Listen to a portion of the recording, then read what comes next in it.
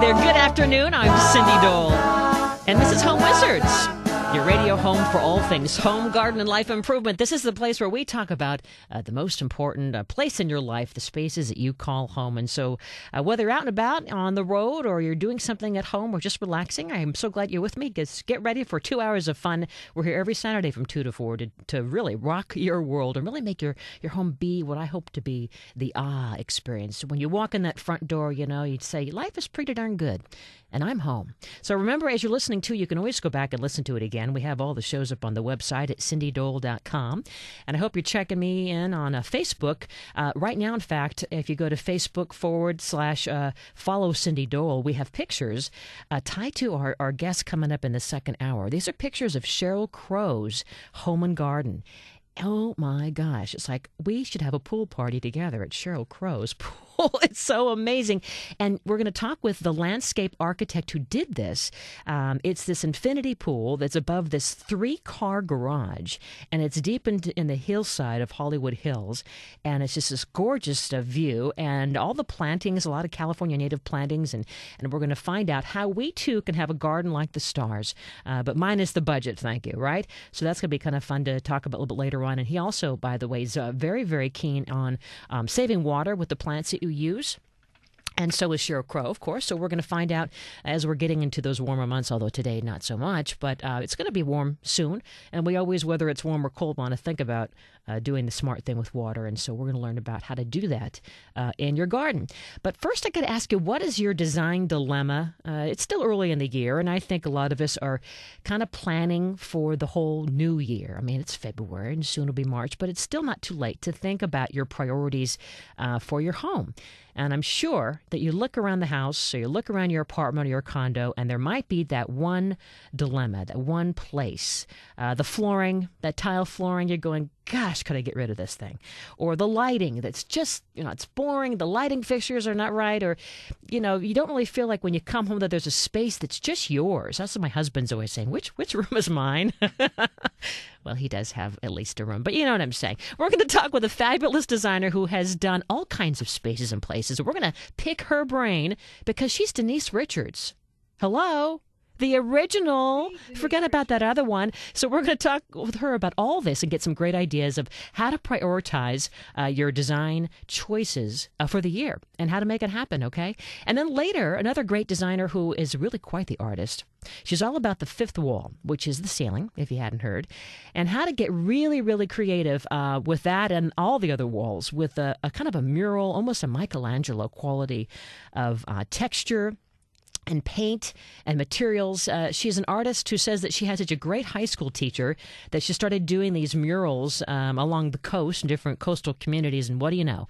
Now this is her business. So talk about making her passion into a dream come true. So we're going to learn about this. And it's no longer called faux finishing. It really is more of a specialty finish. So we're going to find out about that. Maybe that's something that you want to think about. Or if you're like me, we tried that whole faux finishing thing. It was, we tried with the sponges, and let's just say that it kind of looked like finger painting on the walls. And then we wanted it to look like the Italian villa look, and we had a kind of golden color. I mean, not metallic gold, but kind of a rich, almost like a banana to gold shade of yellow with some little, splashes of brown. And it looked like mud on the walls. So it didn't really work out. But that's why we want to talk with this specialty finish expert. 888-KFWB-980 is the number. You want to keep on handy, and you can call in because I know you've got some design dilemmas. 888-539-2980. And remember, you're going to call in. You can talk to Denise Richards and to me, so keep that going on. Now, before we get started, I just got to tell you that have you been watching This Old House? One of the favorite shows, and you probably know, because we've talked about it here on the show, that for the first time ever in L.A., an historic home. What? They have historic homes in L.A.? Of course. Hello, East Coast. But this is the first time that the PBS show has come out here to really, truly, totally renovate a home on the show. And so we've been talking about what would happen, and now it's all done. And I got to go see the all done part at their little wrap party. And so I took all kinds of great pictures that I'm going to put up on the blog. So later today, go to cindydole.com, and you'll see it there. And I'm going to put up on Facebook. And next Saturday, Saturday, we're going to talk with a lucky couple that get to live in this place and what it was like to have Norm Abram working on their home. I can tell you the kitchen has soapstone for the countertop, and I was talking with the manufacturer that provided it, and I said, what about scratches? And the line was, it scratches beautifully. But that was a good line. It really is beautiful. So let's get to my first guest and be thinking now about your design dilemma, because I know you've got one. You have at least one, because most of us, the issue is, well, maybe every room has a design dilemma. On to Denise Richards, who's going to really help us get everything looking stylish. Baby, you got that look. I color you peach and black, color me taking her back. Crucial. Think I want you. She's got the look. In fact, she's got the look right now. She always has it. She's Thank always you. together. Denise Richards, designer with Q Design Studio in El Segundo. And great to have you In back. that fabulous Plaza El Segundo. It's fun to have you here. Thank you. It's great to be here. So what would you say is the number one design dilemma that you hear about from clients or people who are not yet clients, but they just are out and about talking and they're saying, oh, you're a designer. It's like they find out at a cocktail party who you are. It's kind of oh, like the can you help plastic me? surgeon. Yeah. They get a million questions. How do I take care of this? And there are as many questions as there are clients. Each one of them wants to make a special area. And I'm oftentimes asked, well, how do you prioritize? And we have to do a lot of prioritizing in our business. Sometimes people don't have an unlimited budget to do everything all at one time. So there are things you need to decide upon before you decide what the priority really should be. So you ask yourself a question like, am I trying to fix this up to make it look good to sell? That's a different priority than, you know what, I just don't feel comfortable. This doesn't feel like my sanctuary. That's the big word we're hearing nowadays. Sanctuary? Sanctuary. Everybody wants their home to be a sanctuary, or at least an area in it to be a sanctuary. Used to be the master suite and the master bath, because it lended itself perfectly to being kind of have a Japanoise, a spa-like feel, and that would become the sanctuary. But then again, people felt trapped in their master bedrooms and their master bathrooms, and they don't want to feel that way anymore. Why would they feeling trapped in there? Well, because They're eating dinner in there now. yeah, eating dinner, They get their money having back. coffee in the morning, reading the newspaper. They want to get their money's worth Yeah. out of the money they've spent there, right? Uh-huh. And the waterfall feature that they put into the bathroom area.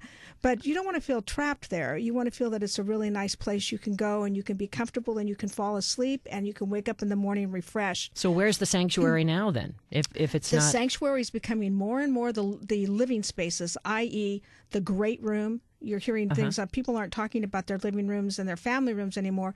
They're talking about the great room experience. And the reason for that is that space is so expensive in almost all the country, but most especially in Southern California and along the coasts, that you want to maximize the space that you have, and you want to be able to live there really comfortably. So what makes a sanctuary? There's several things that make a sanctuary.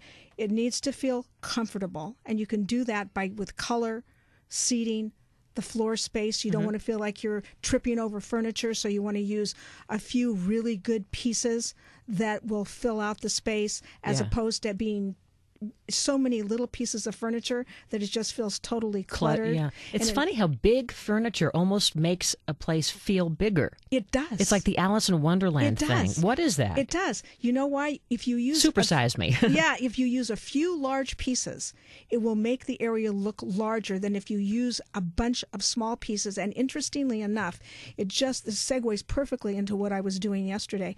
I went over to look at a home in Manhattan Beach, and it was an old beach house. And everything that I'm telling you right now is what I told this woman yesterday, which was she had her living room done with all of these little pieces of furniture. A sofa that was the wrong size, a double chair that was the wrong size. Like a dollhouse, miniature furniture Yes. almost, huh? And it felt very, very cluttered. And when you walk over across that threshold, what you want to do is you want to feel invited into your own home, and you want other people to feel invited into your home. And what I wanted to do was take a step back and exit. And that's on it's on a very subliminal level, a psychological level that most people don't tie into. I have to tie into all the time because that's what I do. But I took one look and I knew exactly what had to be done. All of that had to go. She needed a sectional, just 2 pieces of furniture, a really great ottoman table. I love ottoman tables. Oh, they're great. At this old house, the LA home that was redone, their ottoman is, it's some kind of animal print. And it just has this great rustic feel, and it seems like it would work in any style. It works in any style. It works. We've done it traditionally. We've done it transitionally. We've done it so that it's very, very contemporary. It doesn't really matter the style that you pick. It matters the fabrics that you pick, the color. The style does matter, whether you do traditional or you do contemporary. But it works. That shape works. That concept works for just about any style you can possibly imagine. And it's so convenient, and it gives you an extra place for sitting.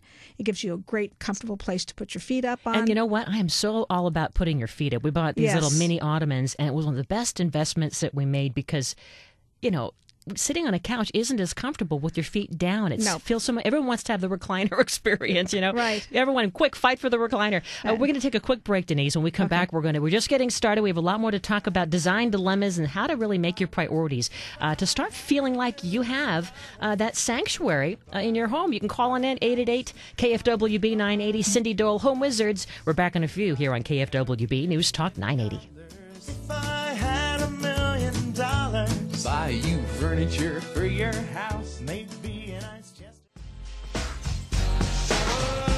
You've just stepped into a big party called Cindy Dole and Home Wizards. Cindy's having a party in her head. Well, I kind of am, but I'm sharing it with you and you and you and you. 888-KFWB980 is the number. CindyDole.com, the website. If you hear something you like, and go back and hear it again. And you're probably liking Denise Richards.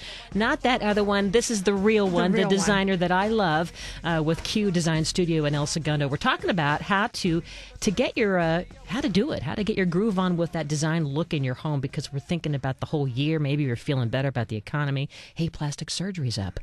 That's actually good news. That is very good. Even better news, Martha Stewart's stock is up. That's good news. Fabulous Home news. Depot's up. So, by extension, we're happy that all these things are going on, because that means, hey, maybe we can spend a little money on our home, So we were just getting to the good part about creating a sanctuary in your home, and you were talking about the great living room, or the great room itself, and ottomans and so forth. I've heard when you have this great room, a neat thing to do in terms of a sanctuary is to make some barriers and some divisions to create like a little corner cozy, almost like hanging a curtain rod and draping some interesting fabric in this one little nook. Would you say that's kind of a cool thing to do, or no? No, I don't like to do that. I like the space open. I like the furniture to create the invisible barriers. Okay. And so, for instance, I may deliberately turn the back of a sofa or the back of the sectional to a walkway, so that it gives you that very subtle look that this is a barrier. This is really the area that's the living room, the seating area. This is really the dining area. This is really the entry area to that particular space. I like to create it more subtly, because what I'm talking about are spaces that are usually really small, especially in Manhattan Beach. Even if you've got a great home, to have a great room, pretty much everybody down there needs, especially if you're near the ocean. The square footage is really limited and very expensive. So I want to keep it as open as I can visually, but just create subtle little barriers that kind of define, okay, this is where I'm going to sit and be comfortable.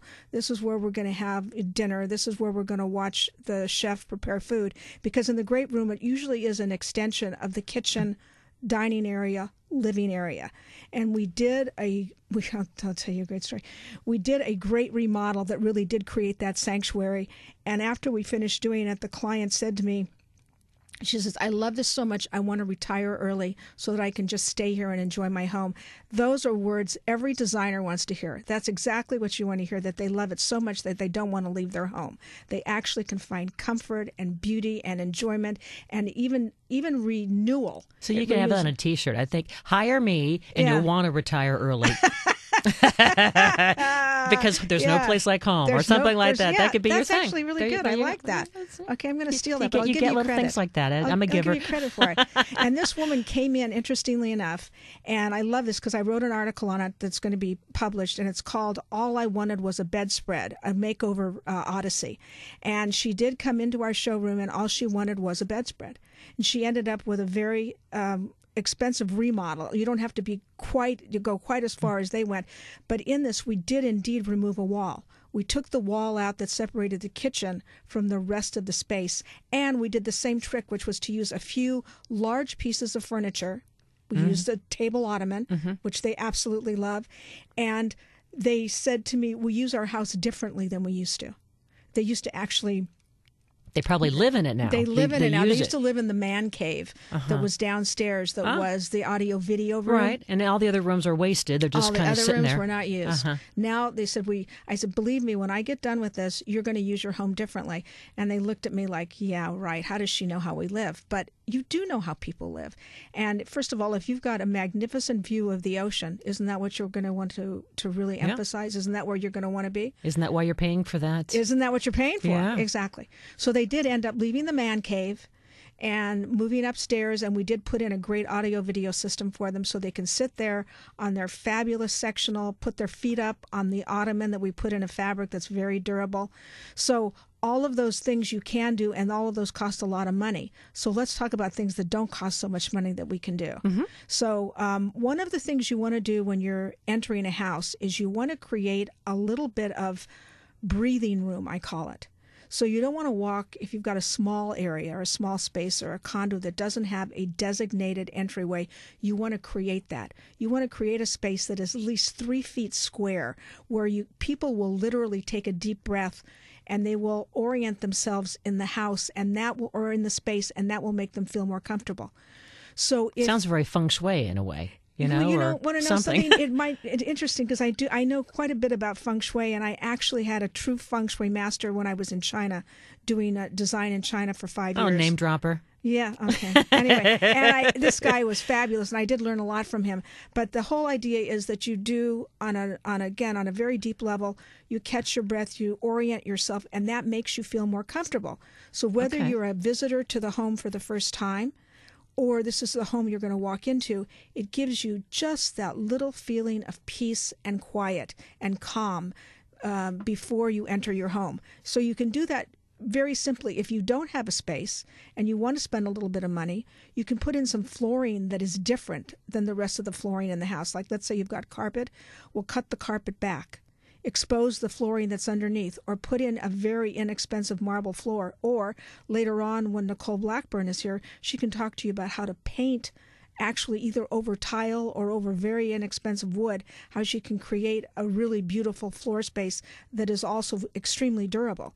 So it doesn't have to be something that's real expensive. It can be inexpensive, but create that little bit of breathing room between you and the rest of the world, between you and the outside and the inside space. That moment just to kind of catch your breath. Exactly. Yeah. And it really does work.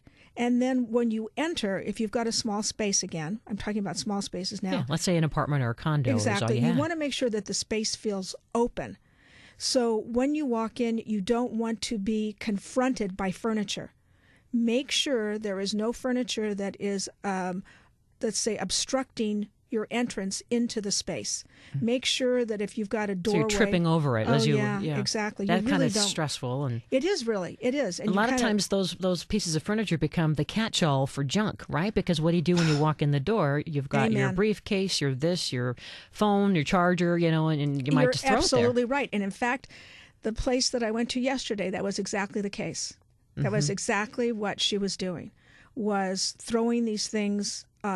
They became catch-alls for newspaper, magazine, a tray that didn't really look as though it belonged there, all kinds of outdated reading materials.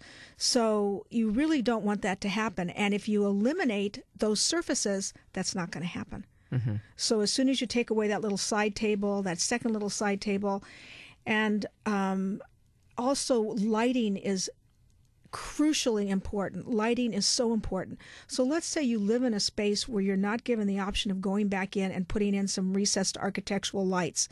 There are things you can do. You can put in track lighting. Track lighting can go almost anywhere, even if you live in an apartment or a condo, and it is cheap as chips. It is very inexpensive to do. It's very inexpensive to have. But let's say even you're not allowed to, for whatever reason, because of the restrictions of your condo association or your homeowners association, or you're living in a rental and you're not allowed to put anything that goes into the ceiling, you can get some great lighting that serves different purposes. So what you want is to have 3 different types of lighting zones. You want to have ambient lighting. That means it lights the whole space, but not specifically. You want to have task lighting. Task lighting will light a particular area. It's not going to be ambient. You're not going to get a spillover into another area. And then the third type is decorative or spot lighting. That is going to be directed at a particular piece of artwork, a fireplace, something that's on your table, a piece of furniture. So those 3 types of lighting you want to be able to get. How do you get that if you can't use architectural lighting? Well, let's talk about ambient lighting. A torchère. A torchère in a corner. It needs to be in a corner because that's how you'll get the most light out of it.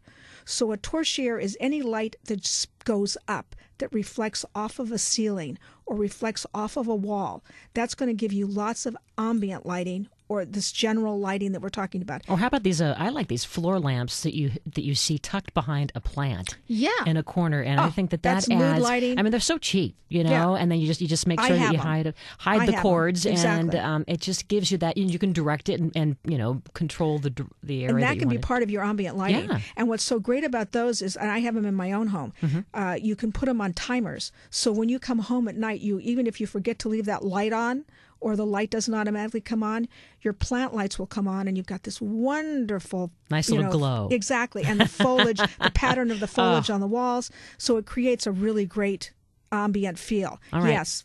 Those are great ways. When we come back, we're going to talk more about getting some of these design priorities together as we're helping you create your sanctuary. And then later, we're going to talk with this painting pro about, well, what about painting tile, your floor, and then coming up with some really beautiful fifth wall ceiling designs to really make that home of yours feel like you're in a museum, but a lot more cozy, right? Home wizard Cindy Dole here. The fun continues. We're back in just a minute.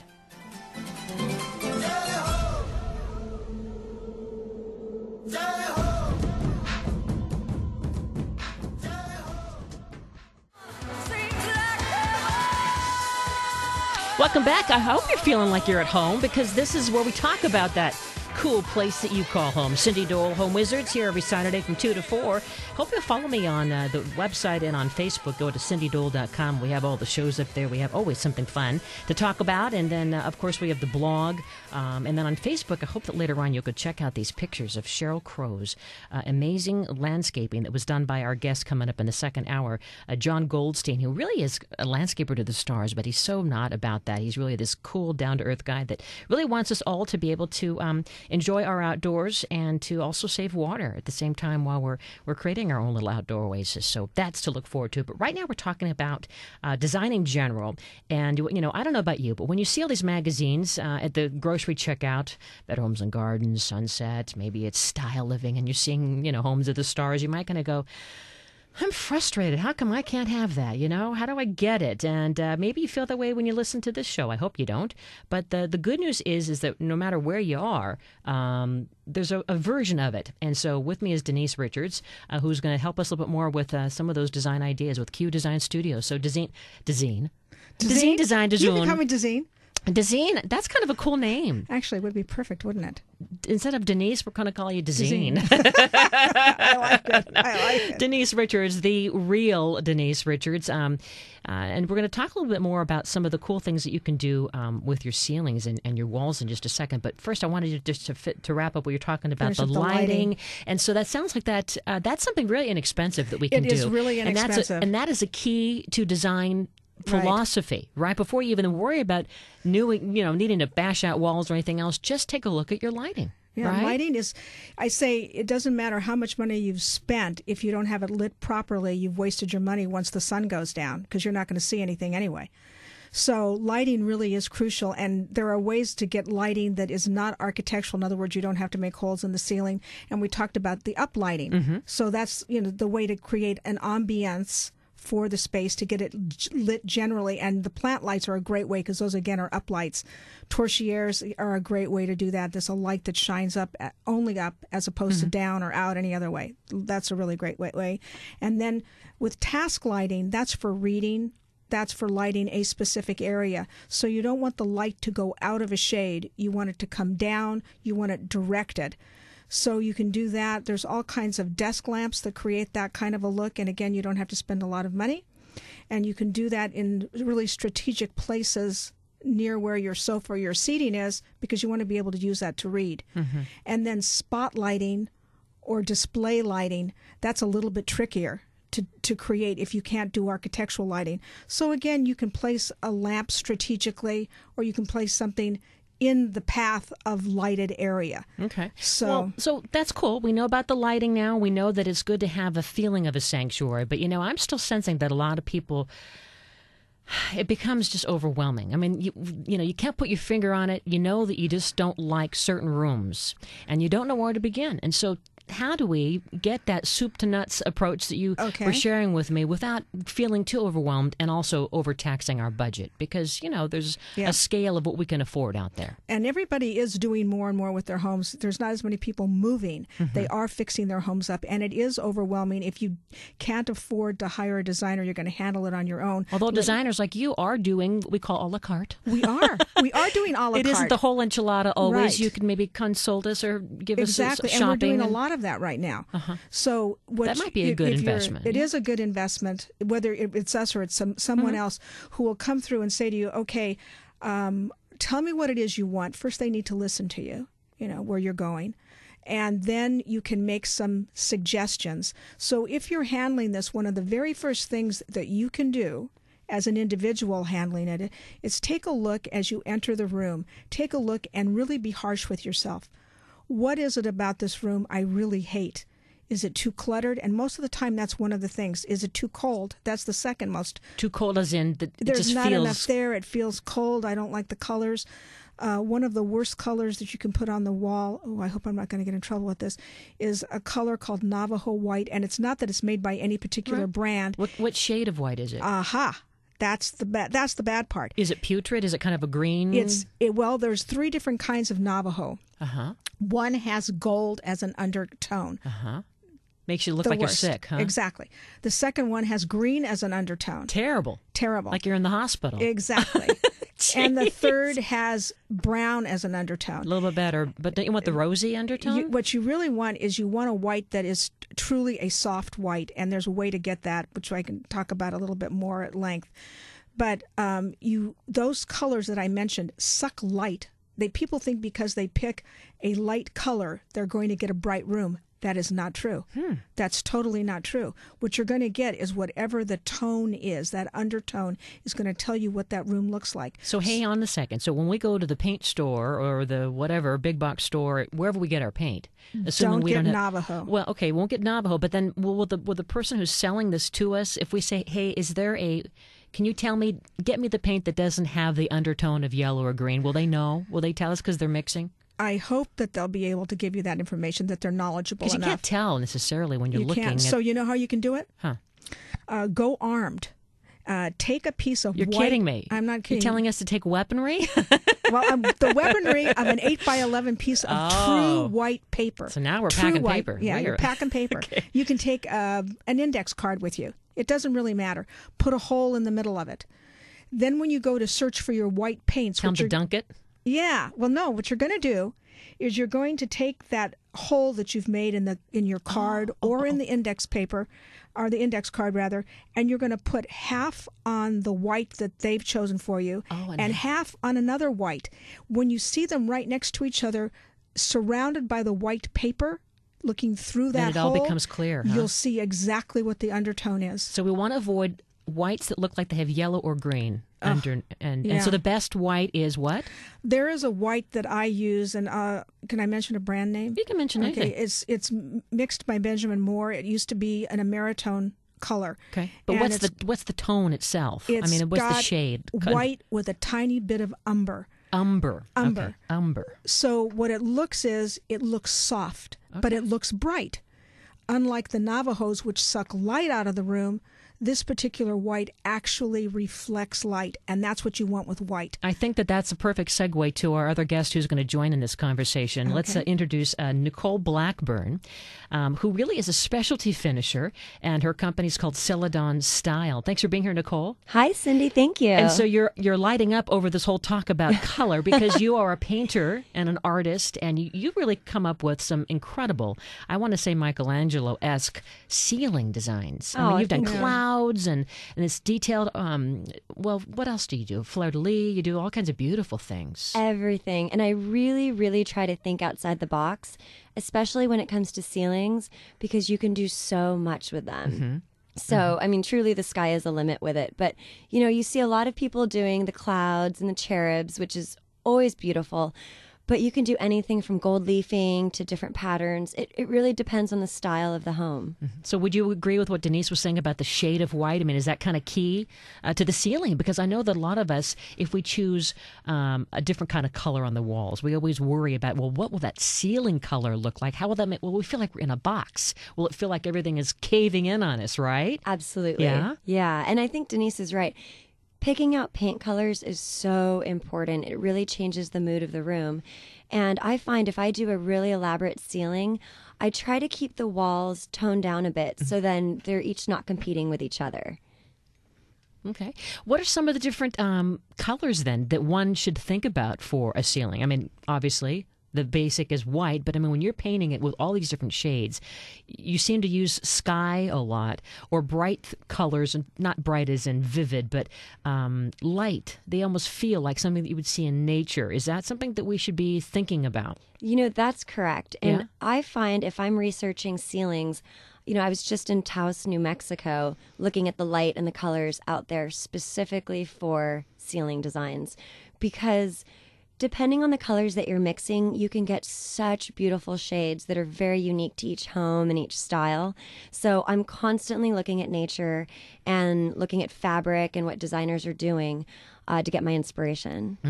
And when people call you and say, we want some specialty finish, explain what that is. I mean, it's gone beyond faux finishing, right? It's something really detailed. Absolutely. And, you know, right now with the decorative painting and the specialty finishes, we're mimicking anything from, you know, seashells to, you know, grass cloth, Really? textures, linen. Now, how do you mimic that? Yeah, and you're doing it with just with paint, or you're adding other fibers and materials? You know, a lot of it's done with paint, and it just depends on how you blend it out, the colors that you use, the technique.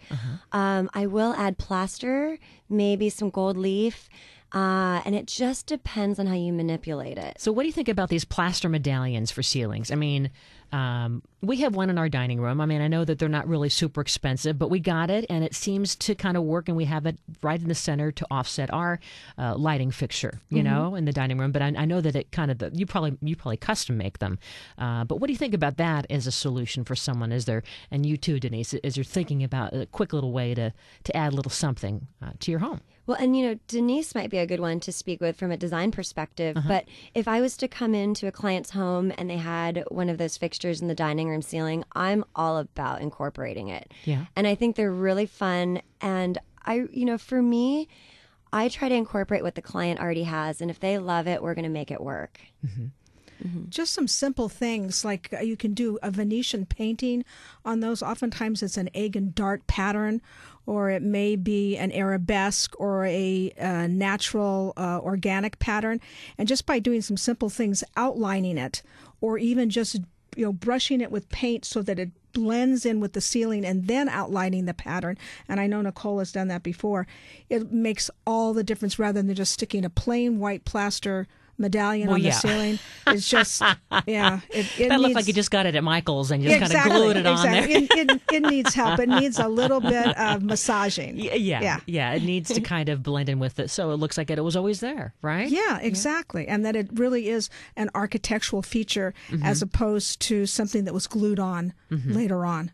Yeah. So for those of us who may not have unlimited budgets, but we want to have something kind of, unique and interesting and artistic beyond our basic paint, where do we begin? What do we start thinking about for our space in terms of a specialty finish? I mean, do we just start looking at pictures and For me, I would say there's a couple things you can do. I would definitely say start picking up some magazines, doing tears of what you like.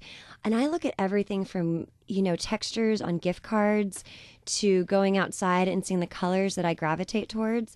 But if I was going to do one thing in a room and I was thinking about a decorative finish, I would start looking at the colors that I wanted to introduce. A lot of times I know you do a lot of murals for kids, too, in their rooms. Oh, yeah. But I think a lot of parents might be nervous about that because then they grow up so fast, and then now you've got this cute little, Barbie doll-esque bedroom, and now all of a sudden Barbie isn't cool. Although Barbie is always cool, but you know what I'm saying? For that youngster's bedroom, they want something a little hipper. Yeah, and it's funny because nowadays I love to do kids' rooms. They're one of my favorites, but I always try to make sure that when we're planning it and designing it, that it's something that the child can grow into. And it's all about the artist taking a little bit more time on their painting technique to not make it look rushed and give it a little more of a fine art quality. So if you're doing fairies, just do something a little funner. Especially here. What was that? I said especially here. Yeah. We're all about the funner. And, Yeah, and exactly. And fairies are good, too. Yes. We bring on the fairies. Absolutely. But she's absolutely right about that. Rather make it look like art than a cartoon. Oftentimes I've seen murals done for kids' bedrooms, and they look cheap. They look like a cartoon. All right. Well, I know your line about cheap. Right. Cheap costs too much. That's exactly We're going right. to continue our talk about fun design, how to get it, how to have it in your life and in your home. That's next. Cindy Dole, Home Wizards. We're back in just a bit.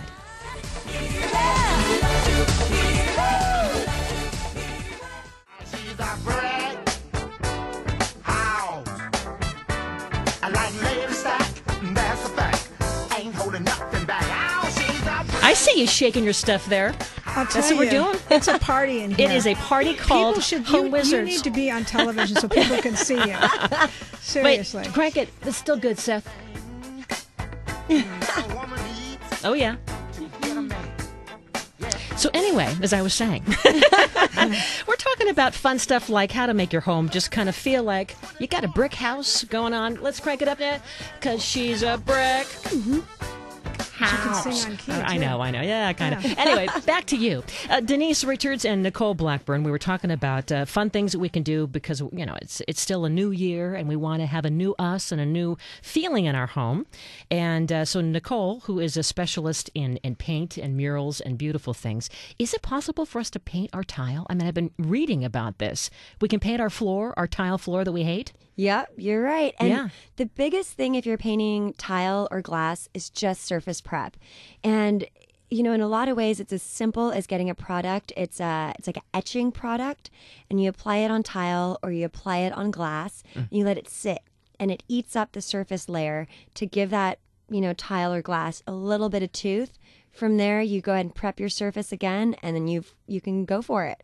That sounds like it might take a little time. No. No, it is. It's pretty No. easy, yeah? It's a lot easier than it sounds, and even a lot of your local paint stores will carry an etching material. Really? Yeah. That sounds, and so we can do this also for countertop. I mean, I've actually seen this done. A friend of mine has a cool kitchen, and he chose a shade of Celadon, your company's name, and he has kind of a retro home, and it looks so pretty and fresh, and it looks like it's brand new tile. Yep. And then would you want to have a super high gloss then, I guess, if it is a countertop or a floor, yeah? Yep. And the one thing you have to remember is, especially if it's a countertop or a floor, is to have a really protective sealer top coat. And, that's something if I was going to do Absolutely. a countertop, you could even bring in someone professionally to seal that for you with a very durable top coat. But yeah. And what if you had, let's say on your countertop, a certain someone had some areas where the grout wasn't perfect and a certain someone wanted to maybe paint over that kitchen countertop? What would you say that certain person might do to make sure that that's all taken care of in the prepping phase? I see. So, and then just so I understand, so if they needed to, clean up some grout that someone, Do you have to basically regrout in the prepping before you then can paint? Yes, she's nodding, Denise. You really should. Oh, Yeah. for crying out loud. Do it right. Sorry. I'm Jeez sorry. Louise, I didn't you want to gotta have... make sure that your surface is perfect before you put anything over it. Denise is right. Yeah. Sorry, Cindy. Okay, well, I all mean, right. sorry that certain That person. person, yeah, I think it was Linda or somebody. Yeah. Anyway, so a few more things we want to talk about. Paint. And speaking of paint, we got to talk about color. And last week we were all about pink. and we talked with this color psychology expert about the pinkification and how this is supposed to be the big happy color for 2011 in our homes. Is that what you are believing and singing to your clients? I heard again that our signature color, orange, is the number one color for 2011. And your orange rocks. It's not just it's, like a muddy it's a orange. tomato. It's a tomato color. It's beautiful. That's a good way of thank you. describing it. It's more tomato. It's got a little bit more yellow in it than a red. It's not a blue red. It's not a orange red. It's really got just a little bit of yellow in it, so it softens it and it makes it. It's still a bright color, but it's has more depth and it's a little bit more interesting than just an orange would be. And some oranges are too harsh. They're just either too blue or too red. So this, I think our orange is like perfect. But I know pink has been really popular for a while. We are actually doing some pink now again, which we haven't done for, I cannot tell you how many years. But you have to be careful with pink. You have to be careful with any of the colors that are really dynamic, and careful where you use them and how you use them. That doesn't mean that you should be neutral. I don't think color should be neutral. I think you should go for the gusto. If you really love a color and it's a reasonable color, like bubblegum pink is not a reasonable color for the living room. Supposedly honeysuckle is the Pantone color that they're saying. And it's almost Barbie-esque. It's pretty darn rosy. You know? It is. And I think this is going to be one of those things that you have to be careful about trends as opposed to style. And colors will date something more than anything else. Anything else. You can, if I say 1980s, everyone's going to say Miami Vice. Oh, Miami Vice. Those are all the Miami Vice colors. But I remember we still had the avocado kitchen. It was left over from you were a decade about a decade late, exactly. And in fact, what was really popular back in the 60s and the 70s was the avocado, was the harvest gold, which was really all the appliances. I remember that. Oh yeah. Yeah, you might be too young for that, but I remember them distinctly. And there was also an autumn color that was an orange, kind of a rusty orange. Those were the really hot colors in the 60s and 70s. So I like your point there. I mean, that's true to how you dress and I guess everything. Yeah. Be careful how trendy you become. Right. I mean, pick a few things. Right. Yeah. And pick accessories as opposed to something Pillows, as permanent as a wall. Throw rugs. Right. And if you want to add those little things, do it in accessories. Accessorize instead of permanentize. So that if you're going to put it on a wall, you know as well as I do, you are not repainting for a long time. You're not going to repaint for 2 to 5 years. Some people aren't going to repaint ever again. And you're going to be stuck with that color, and everybody's going to go, 2011. You're so 2011. Oh, really? And here we are in 2015. Yeah, I guess that makes sense. All right. Well, what else should we be thinking about to kind of just get through some design dilemmas? For instance, a lot of people feel that they have ugly sofas. They probably do. Do you think, rather than buying a whole new sofa, I saw this at one of the Pasadena Showcase home tours, I want to say that they used a couple of throw rugs, and they tucked it up and over the cushion and then the backing of the sofa in such a way, it was beautiful. It almost looked like it was a tapestry. It was a tapestry. Is that something that would work with your design eye? Well, as she says with a sigh. Yeah, those things are such temporary fixes, and until you sit on it, it looks really great. And when you sit on it, it doesn't work so great anymore. It bunches up, and there are slip covers. Slip covers aren't as popular as they used to be, and they've gotten better. You know, they've gotten a lot better. And they actually look more fabrics. fitted. They don't. They aren't like in this velour. I mean, not that velour is bad, but some of them they were like 3 colors and you could have cotton duck. Exactly. You could have anything you wanted as long as it was natural cotton duck. Yeah. I remember those days. But they fit better. They are made better. You can slip cover something if you can't afford to get something new. But before you do any of that, before you invest any money or any time in that, you need to have a really good space plan. And if you can't do a good space plan to know whether or not your furniture will fit in there optimally, that's when you need to pick up the phone and call somebody who's a pro. Okay. And who would that pro be, I wonder? Let me think. All right, let's go through a few more design dilemmas. Speaking of pros, we're talking with a couple of them here. Nicole Blackburn, who is really a specialty finisher. And by the way, your website is celadonstyle.com. I love the color of celadon. Oh, thank you. It's a happy color. It seems like one of those colors, and what would you describe it? I mean, I think of like Asian porcelain fill in the blank, right? And it's not mint green, it's not jade green, it's not blue, it's and the true definition of celadon, they say it's either a green, a very delicate green that can go yellow, it can go blue, but if you don't know how to use it, it'll go gray.